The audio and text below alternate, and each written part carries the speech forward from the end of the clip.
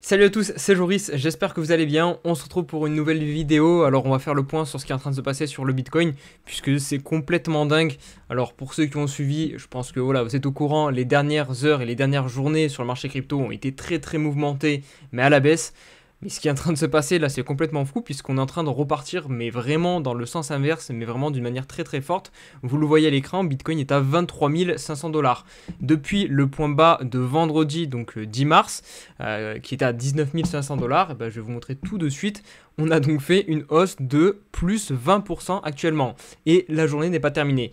Donc on va voir un petit peu ce qui se passe. Je vais vous montrer mon portefeuille, vous dire comme d'habitude ce que je fais moi personnellement bien de mon côté avec mes investissements. Voilà, on va faire le point sur tout ça, voir un petit peu la clôture hebdomadaire qu'il y a eu hier soir. Et elle aussi, elle est très intéressante à observer. Et puis voilà, le petit programme de la vidéo. Si le programme vous plaît, n'oubliez pas de mettre le petit like, vous abonner pour ne pas rater les prochaines vidéos. Et on part tout de suite sur la vidéo.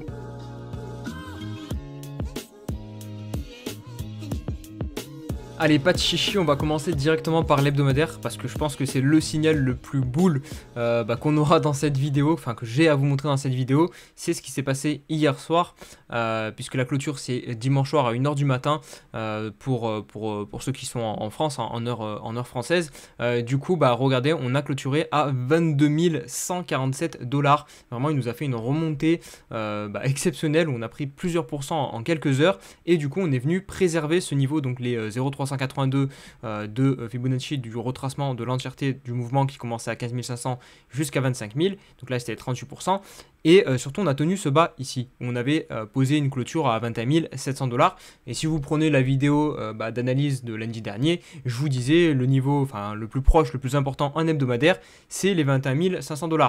Si on clôture en dessous, je vous avais dit, pour moi, on ira visiter la zone minimum au niveau des 618, donc 18 686 $. On s'y est fortement approché avec la mèche.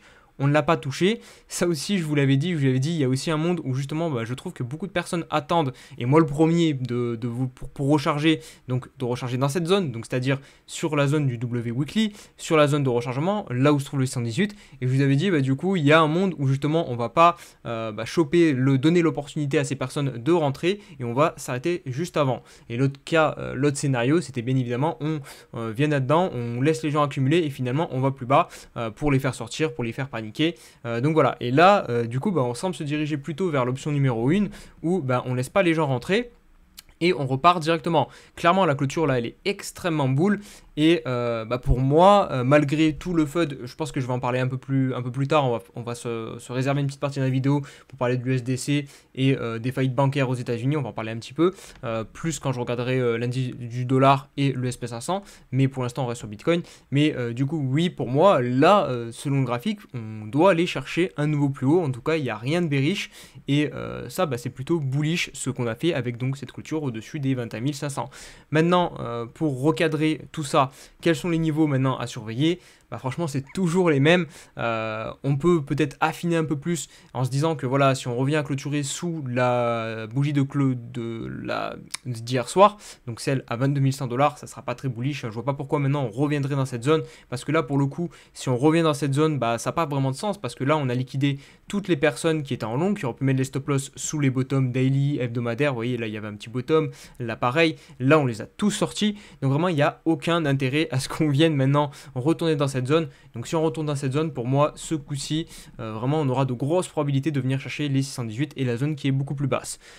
Ceci étant dit, maintenant, les niveaux importants, bien évidemment, c'est les tops, avec notamment le double top qu'on a ici avec la mèche du 15 août 2022, enfin qui a eu lieu la semaine du 15 août 2022 et celle du 20 février 2023. Vraiment, ça c'est la résistance hebdomadaire à franchir. Donc voilà, vous avez les deux niveaux, au-dessus les 25 000, en dessous les 22 200 ou la bougie ici 21 700 $.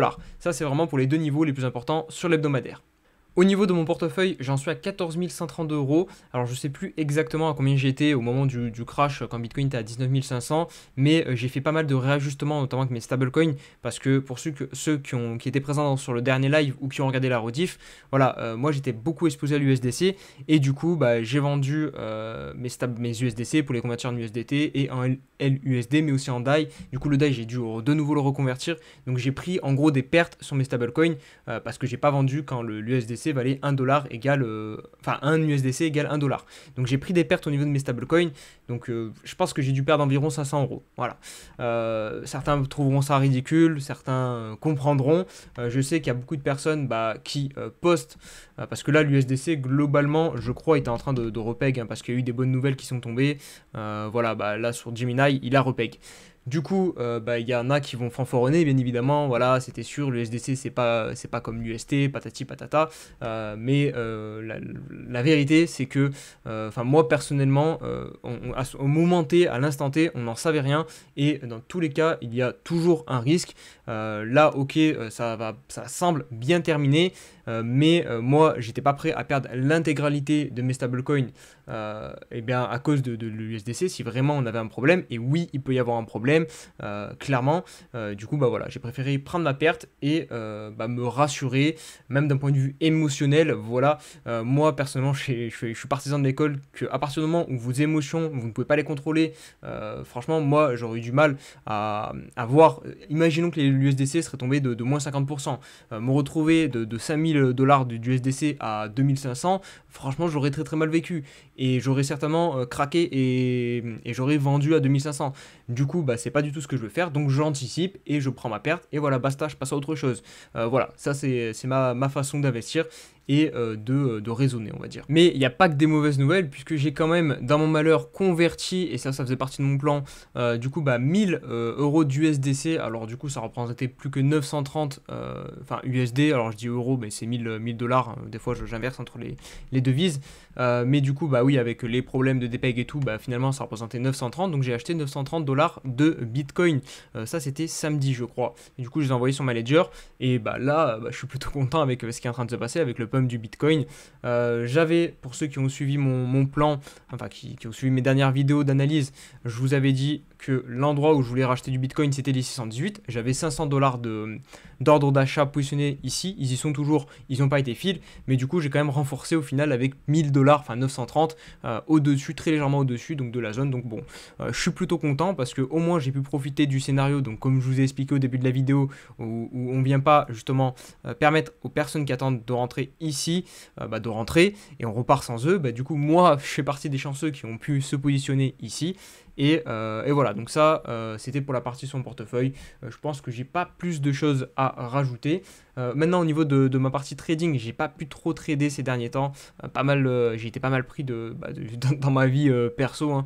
Notamment dimanche j'ai été toute la journée je joue au tennis, et du coup il y a les matchs par équipe en tennis qui ont repris et on se déplace pas mal loin, et du coup ça dure toute la journée, donc je pouvais pas être devant les écrans, donc compliqué, plus j'ai un travail à côté maintenant aussi, donc voilà, j'ai pas des fois le temps tout simplement de me poser devant les graphiques, et j'ai pas envie de prendre des trades n'importe comment. Clairement là, vu le niveau de FUD qu'il y avait, ouais, il y a clairement dû avoir des petits setups à prendre au niveau du plus court terme pour entrer en longue. Je les ai pas pris. Maintenant ici, faites très attention à ceux qui voudraient FOMO en longue, parce qu'on va se repositionner. On est quasiment maintenant sous la zone de résistance hebdomadaire. C'est comme quand je vous disais ici, attention, c'est une résistance hebdomadaire, c'est peut-être pas le meilleur moment de chercher des longues ou même des entrées un peu plus long terme. Voilà, le petit conseil que je vous dirais, c'est attention. Je sais que ça fait mal, même moi perso j'aurais préféré, parce que j'ai pensé à mettre plus, à convertir plus de mes USDC en Bitcoin, mais voilà, là on a imprimé 20% en 2 jours. On patiente, voilà, il y aura des opportunités, il y en aura tout le temps, donc c'est pas le moment de FOMO et de courir après le train. On va passer maintenant à une partie un peu plus fonda, avec notamment ce qui se passe du côté de l'USDC, mais aussi des États-Unis. Ça semble beaucoup plus grave au niveau des banques. Beaucoup de banques qui sont en grande difficulté, et c'est en train de se propager en Europe. Ici on a Good Value qui nous dit que le Crédit Suisse imprime moins 10%, BNP Paribas qui recule de moins 6%, et la Bundesbank convoque une équipe de crise pour évaluer les retombées de la faillite de la Silver Bank du coup. Et l'indice Rockstock Bank affiche moins 7%. Donc il y a vraiment une crise là actuellement sur les banques. On voit des déclarations, on a eu Joe Biden qui a déclaré que le système bancaire américain n'était pas en risque, qu'il était solide.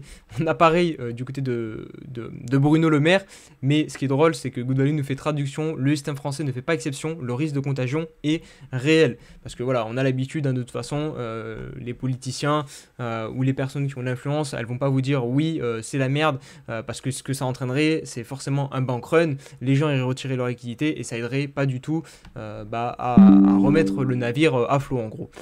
Du coup voilà, ils essaient de temporiser, dire que tout va bien. Après, est-ce que tout va vraiment bien? Bon, ça j'en doute moi personnellement, mais on n'en sait rien. La vérité c'est qu'on n'est pas dans les petits papiers, donc on n'en sait rien. Mais en tout cas, nous ce qui nous intéresse, c'est de savoir que l'USDC a repeg grâce à une déclaration donc, de la Fed qui a dit que tout sera mis en œuvre pour éviter une crise de liquidité. Les dépôts donc chez SVB et Signature seront intégralement couverts et le Trésor américain soutiendra des prêts d'urgence à hauteur de 25 milliards. Donc en gros, ils vont imprimer des billets pour sauver potentiellement les entreprises qui auraient pu être impactées donc par la crise chez les banques qui ont fait faillite, parce que du coup ils ne pouvaient pas retirer leur argent. Par exemple, l'USDC avait, je sais plus, j'ai pas envie de dire de bêtises, je crois que c'est entre 3 et 8% de leur cash déposé dans ces banques là. Donc forcément si les gens veulent tous retirer leur USDC et récupérer du vrai dollar, s'ils ont 8% dans des banques qui ont fait faillite et qui ne peuvent pas leur rendre les 8%, ça pose problème. Du coup la Fed permettra en gros aux entreprises d'effectuer leur dépôt si elles le souhaitent, donc de récupérer leur liquidité. Donc c'est ça qui a permis à l'USDC en tout cas actuellement de repeg. Donc ça voilà, c'est pour la partie USDC. Maintenant, ce qui est aussi intéressant à voir, c'est ce qui se passe du coup sur les marchés. Le SP500, on est sur une baisse, même l'indice cash est en train de baisser. Et par contre, ce qui est très intéressant du coup de noter, c'est que le Bitcoin lui fait l'effet total inverse. Et on a pareil sur l'or. L'or est aussi en train de pump.